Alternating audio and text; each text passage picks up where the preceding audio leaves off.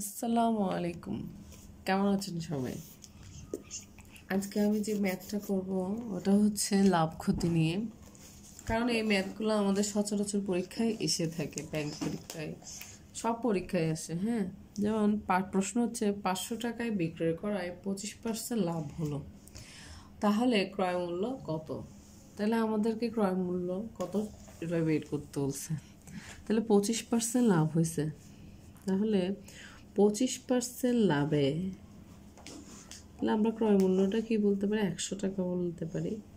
ক্রয় মূল্য যদি 100 টাকা হয়, আমরা ধরে নিছি আর কি। হ্যাঁ, 100 টাকা হলে বিক্রয় মূল্য হবে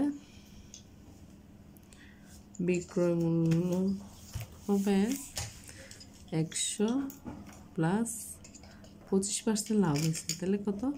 125 টাকা হচ্ছে কি বিক্রয় মূল্য। 125 টাকা বিক্রয় মূল্য। তাহলে এখন বিক্রয় মূল্য 125 টাকা হলে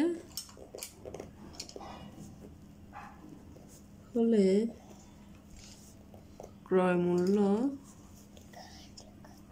100 টাকা। খুবই সিম্পল। বিক্রয় মূল্য 1 টাকা হলে ক্রয় মূল্য 100/125 টাকা। তাহলে বিক্রয় মূল্য এখানে কত বলছে? 500 টাকায় বিক্রয় করে। 500 টাকা হলে ক্রয় মূল্য 100 × 500 = 125 টাকা। হ্যাঁ, তাহলে এটা 5 দিয়ে যাই, 2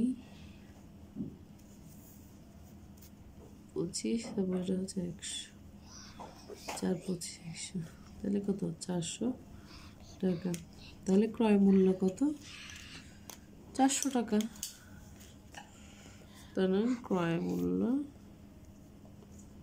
400 টাকা।